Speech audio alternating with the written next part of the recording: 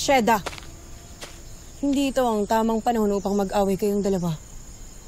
Wala sanang magiging mitsa ng sigalot kung mayroon lamang sanang tumupad sa kanyang ipinangako.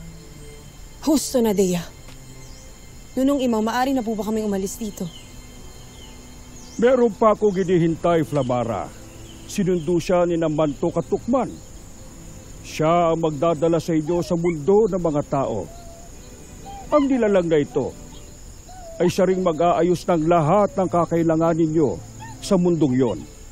Lalo't kabisado niya ang lupain ng mga mortal. Sakto lang po yun, Lolo Imaw.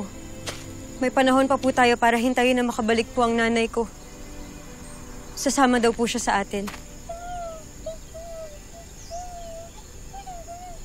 Bago po ang lahat, kailangan ko po sana munang makausap si Flamara pati po si Adamus.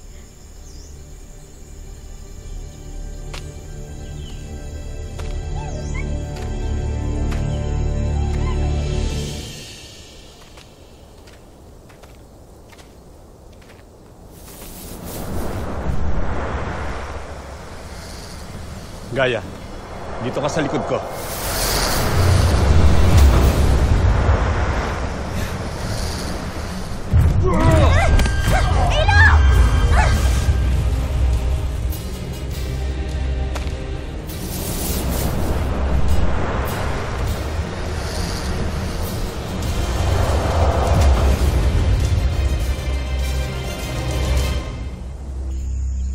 Pwede ba akong magtanong sa inyo, mga Albe? Ano yun, Tera? Alam ko na may nakatatanda akong kapatid. Si Gaia.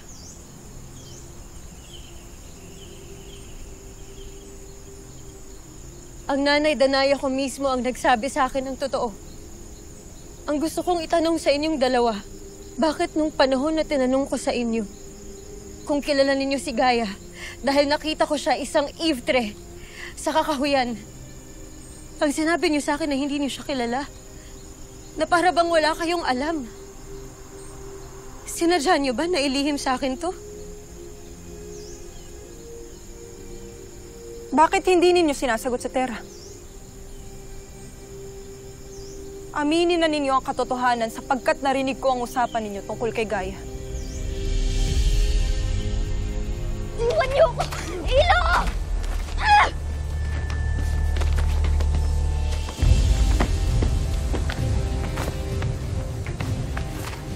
Bitawan niyo siya.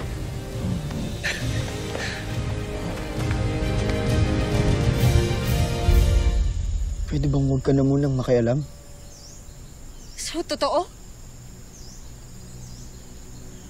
Totoo na naglihim kayo sa akin? Matagal nang patay si Gaia kaya wala nang saysay upang malaman mo ang katotohanan, Kapatid Tera. ko si Gaia, Flamara. Kaya't karapatan kong malaman ang lahat ng tungkol sa kanya. Gusto mong malaman? Flamara. Ito ang katotohanan. Flamara, husto na! Namatay si Gaia upang mabuo at mabuhay ka! Isinakripisyo nilang lahat ang buhay ng aming mahal na Albe! Iyon ang katotohanan, Tera! Ngayon sabihin mo sa akin, Tera, ano ang pakiramdam na malaman na mayroon kang ang kapatid ngunit namatay siya lang dahil sa'yo?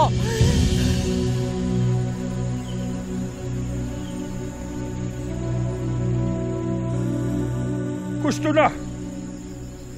Hindi makakabuti kung ngayon pa kayo magkakaroon ng sigalot. Kaya itigil nyo na ang pagbibitaw ng masasakit na salita sa isa't isa.